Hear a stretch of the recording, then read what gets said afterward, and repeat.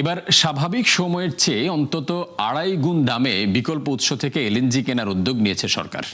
অর্থাৎ ৬০০ কোটি টাকার প্রতি কার্গো তরল গ্যাস কিনতে হচ্ছে ১৫০০ কোটিতে। আপৎকালীন সংকট সামাল দিতে বাধ্য হয়ে এমন সিদ্ধান্ত নিচ্ছে জ্বালানি বিভাগ। যদিও এখনই এই দর ভোক্তার কাঁধে চাপাতে চায় না তারা। বিশ্লেষকরা বলছেন, কঠিন এই সময়ে শুল্ক ছাড়ের পাশাপাশি কিছুটা ভর্তুকি দিয়ে হলেও পরিস্থিতি সামাল দিতে হবে।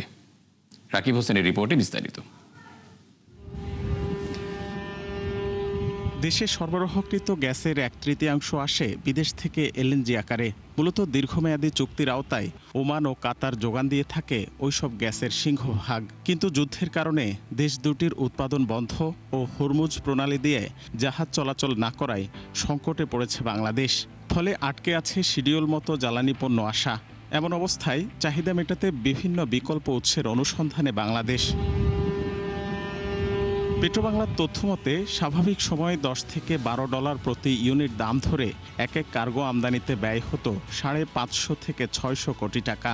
কিন্তু স্পট মার্কেটেই সেই দাম উঠেছে $28 পর্যন্ত। তার উপর জাহাজ ভাড়া বেড়েছে উল্লেখযোগ্য হারে। বাড়তি নেওয়া হচ্ছে নিরাপত্তা জামানত। ফলে সব মিলিয়ে এখন এক কার্গোর জন্য গুনতে হচ্ছে ১৫০০ কোটি টাকা পর্যন্ত। অর্থাৎ দাম উঠেছে ২.৫ গুণে। বিশ্লেষকরা মনে করছেন, ভর্তুকি দিয়ে হলেও জরুরি ভিত্তিতে আমদানি করতে হবে এসব জ্বালানি। যদি আমরা ভর্তুকি বাড়াই তাহলে হচ্ছে সিটিজেন যারা, কনজিউমার যারা আছে তাদের উপর চাপ পড়বে না। আর ভর্তুকি আমরা সব সময় এতটা আমরা দিতেও পারবো না। আপাতত হয়তো নতুন সরকার তারা চাচ্ছে না জনগণের উপর খুব একটা প্রেশার ক্রিয়েট করুক। সো তারা হয়তো বা রিজার্ভ থেকে এসে কোনোভাবে সমন্বয় করার চিন্তা করেছে। তবু এটা আসলে লং টার্ম যাওয়ার মতো না মনে হয়। এটা দেশের জন্য আরও বেশি ইম্পর্টেন্ট রিজার্ভের থেকে। তো এই অবস্থায় এখন আমি সরকারকে বলবো, রিজার্ভের কথা ওইভাবে না চিন্তা করে ক্রাইসিসটা ম্যানেজ করার জন্য $1-2 বিলিয়ন যদি বেশি যায়, যাক, এটা পরে মেকআপ হয়ে যাবে। শুধু গ্যাস নয়, জ্বালানি তেলের ক্ষেত্রেও বড় চ্যালেঞ্জে পড়েছে বাংলাদেশ।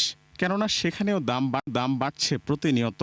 সাধারণত বিশ্ববাজারে প্রতি ব্যারেল ক্রুড তেলের দাম $85 মধ্যে থাকলে তা স্বস্তিকর হয় বিপিসির জন্য। কিন্তু সেটি এখন ওঠানামা করছে ১০০-র ওপরে। তার উপর নিয়মিত পাওয়া নিয়ে দেখা দিয়েছে আশঙ্কা। এমন অবস্থায় তেলের বিকল্প বাজার অনুসন্ধানে কাজ করছে সরকার। যে ধারাবাহিকতায় চাওয়া হয়েছে ভারত ও চীনের সহায়তাও। এনার্জি যে ক্রাইসিসটা আছে এটাকে ট্যাকেল করার জন্য সরকার চীন, ইন্ডিয়া থেকেও ডিজেল আসার একটা প্রক্রিয়া চলছে এবং আমেরিকা থেকেও সহযোগিতা চাওয়া হচ্ছে। আমি মনে করি এই স্ট্র্যাটেজিটাই হচ্ছে ভেরি গুড স্ট্র্যাটেজি এবং এটা কার্যকর হবে এবং এটাই হওয়া উচিত। বর্তমানে এলএনজি আমদানিতে শুল্ক রয়েছে 22% আর জ্বালানি তেলে 34% পর্যন্ত। রাকিব হোসেন, ৭১, ঢাকা। এরই মধ্যে মধ্যপ্রাচ্য থেকে আসা বেশ কয়েকটি জাহাজ থেকে তেল খালাস শুরু করেছে চট্টগ্রাম বন্দর কর্তৃপক্ষ। একযোগে ৬০,০০০ মেট্রিক টন ডিজেল, ৪১,০০০ মেট্রিক টন এলপিজি এবং ২,৪৭,০০০ মেট্রিক টন এলএনজি সহ অন্যান্য জ্বালানি খালাস চলছে। এতে আশা করা হচ্ছে দ্রুত জ্বালানি তেল নিয়ে অস্থিরতা কাটবে। এই খালাস প্রক্রিয়া নির্বিঘ্ন করতে নৌবাহিনী ও কোস্টগার্ডের সহায়তা চেয়েছে বন্দর কর্তৃপক্ষ। সাইফুল ইসলাম শিল্পীর প্রতিবেদন। স্বস্তির খবর দিচ্ছে চট্টগ্রাম বন্দর কর্তৃপক্ষ। দুটি জাহাজ থেকে প্রায় ৪১,৫০০ মেট্রিক টন এলপিজি খালাস হচ্ছে।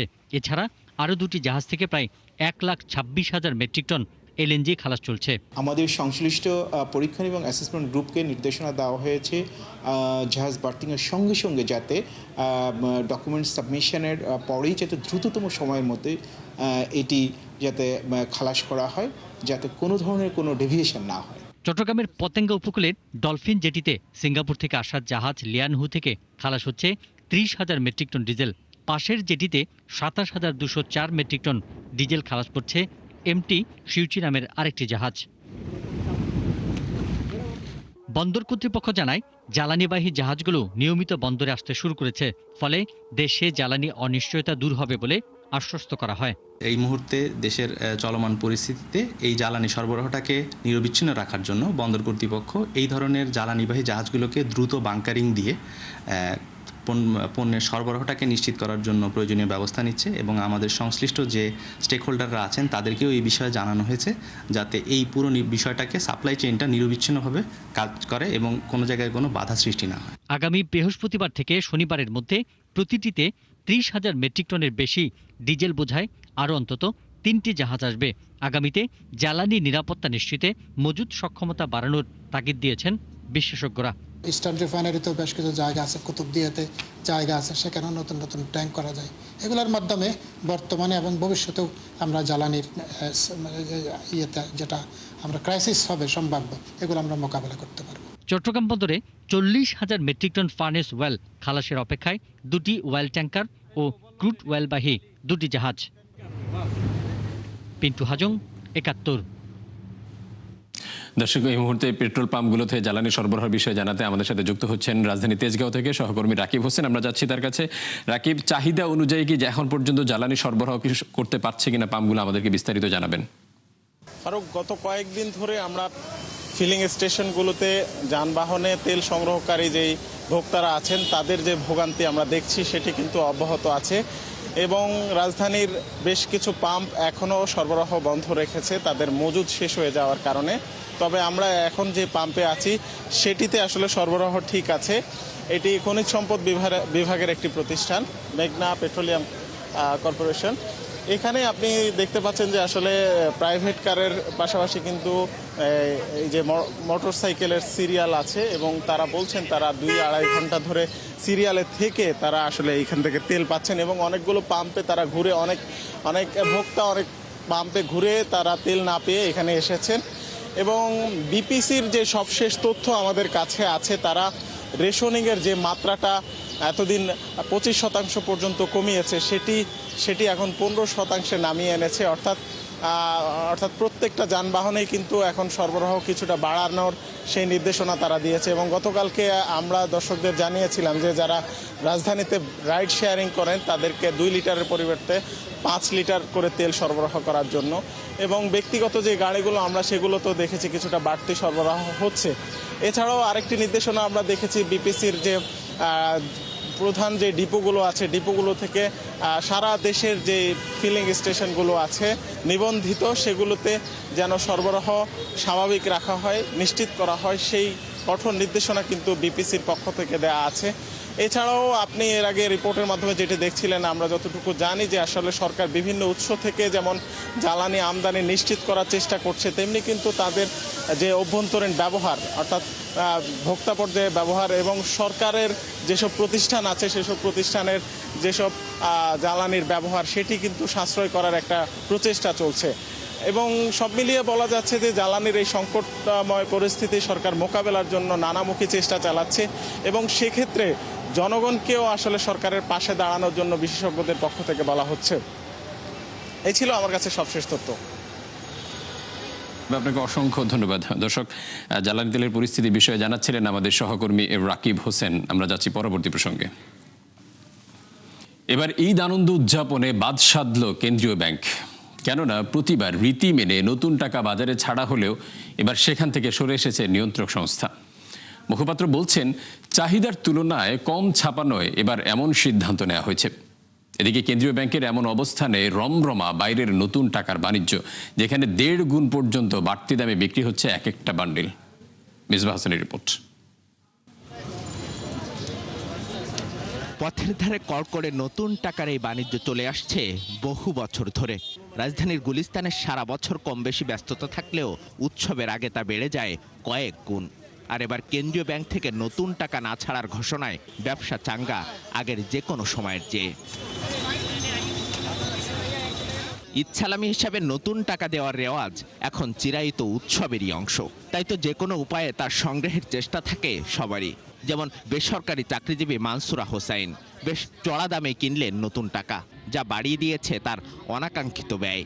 ঈদের জন্য একটা খুশি, নতুন টাকা পেলে বাচ্চারা খুশি হয়, ঝামেলা হয়, এক্সট্রা অনেক টাকা দিতে হয়, কিছু করার নাই আসলে। সোহরাব মনিরও কয়েকটি ব্যাংক ঘুরে নতুন টাকা না পেয়ে নিরুপায় হয়ে কিনলেন বাইরে থেকেই। শখ হলো তাই নিলাম। এখন বাংলাদেশ ব্যাংক দেবে কি না দেবে বা কি করবে না করবে, ব্যাংকে টাকা পাওয়া যায় না, কিন্তু এখানে ঠিকই টাকা পাওয়া যায়। টাকা আমাদের অ্যাভেলেবেল নাই, দেওয়া যাবে না, সেই জন্য আমি এখানে এসে নিয়ে গেলাম। সোনালী ব্যাংকে গেলাম, ওইখানেও নাই, এই জন্য এখান থেকে এসে নেওয়া লাগলো আর কি। কারণ ঈদ সালামি তো দেওয়াই লাগবে। প্রতি বছর নতুন টাকার বড় অংশই ব্যাংক থেকে সংগ্রহ করেন গ্রাহকরা, কিন্তু এবার সে পথ পুরোপুরি বন্ধ হওয়ায় নির্ভরতা বেড়েছে বাইরের ফড়িয়া ও মৌসুমি ব্যবসায়ীদের উপর। ফলে ইচ্ছামতো দাম নিতেও ছাড়ছেন না তারা। যেমন 2 টাকার এক একটি বান্ডেল কিনতে হচ্ছে দ্বিগুণ দামে, আর 10 টাকার এক একটি বান্ডেল দাম উঠেছে 1,500-এ। একই সাথে 500 টাকা পর্যন্ত গুনতে হচ্ছে 50, 100, 200 কিংবা 500 টাকার বান্ডেলে।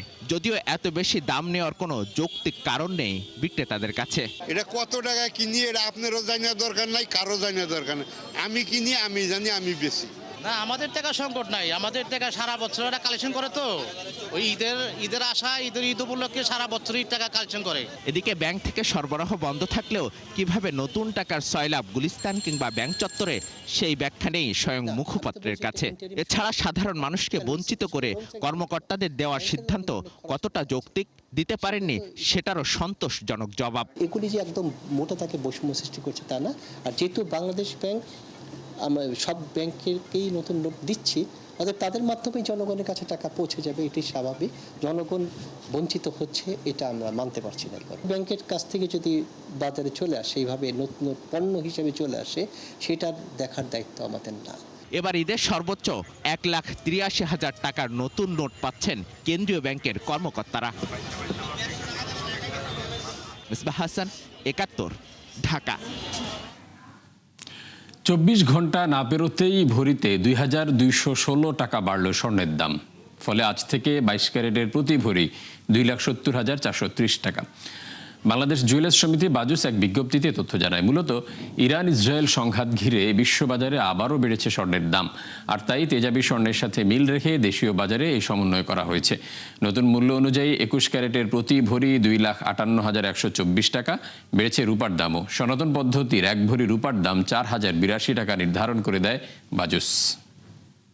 যুক্তরাষ্ট্রে $300 বিলিয়ন একটি তেল শোধনাগার স্থাপনের ঘোষণা দিয়েছেন প্রেসিডেন্ট ডোনাল্ড ট্রাম্প, যার অর্থায়ন করবে ভারতীয় ধনকুবের মুকেশ আম্বানির রিলায়েন্স শিল্পগোষ্ঠী। মঙ্গলবার রাতে নিজের সোশ্যাল মিডিয়া প্ল্যাটফর্ম ট্রুথ সোশ্যালে এই তথ্য জানান ট্রাম্প। টেক্সাসের ব্রাউন্সভিল বন্দরে আমেরিকা ফার্স্ট রিফাইনিং নামে এই উদ্যোগটি বাস্তবায়িত হবে। 50 বছরের মধ্যে এটি যুক্তরাষ্ট্রের প্রথম তেল শোধনাগার, যেখানে বিনিয়োগের পাশাপাশি প্রযুক্তিগত সহায়তা দেবে রিলায়েন্স। তাছাড়া যুক্তরাষ্ট্র থেকে তেল কেনা ও পরিশোধনের জন্য 20 বছর মেয়াদী এক চুক্তিও করেছে মুকেশ আম্বানি এই শিল্পগোষ্ঠী। তবে এই প্রকল্পটি ভারতের সঙ্গে হওয়া বৃহত্তর কোনো চুক্তির অংশ কিনা তাই স্পষ্টভাবে জানা যায়নি। আকাশচুম্বী দাম নিয়ন্ত্রণে এবার বিভিন্ন দেশের উপর থেকে জ্বালানি নিষেধাজ্ঞা তুলে নেওয়ার ঘোষণা দিলেন ডোনাল্ড ট্রাম্প। এতে মাত্র 24 ঘন্টার ব্যবধানে 120 থেকে তেলের দাম নেমে এসেছে $90 নিচে। যদিও কাদের উপর থেকে নিষেধাজ্ঞা সরানো হবে তাই স্পষ্ট করেননি মার্কিন প্রেসিডেন্ট। তবে এতে এক প্রকার লাভবান হতে পারে 1000-এর বেশি নিষেধাজ্ঞার সম্মুখীন রাশিয়া। নাদিয়া ইসলাম তুলির রিপোর্টে বিস্তারিত।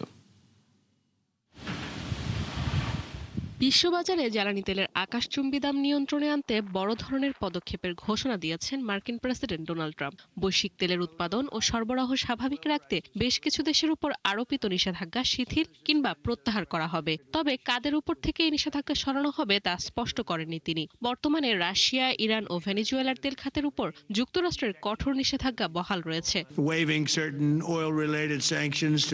কিছু দেশের উপর আমাদের নিষেধাজ্ঞা রয়েছে। পরিস্থিতি স্বাভাবিক না হওয়া পর্যন্ত আমরা সেই নিষেধাজ্ঞাগুলো তুলে নিচ্ছি।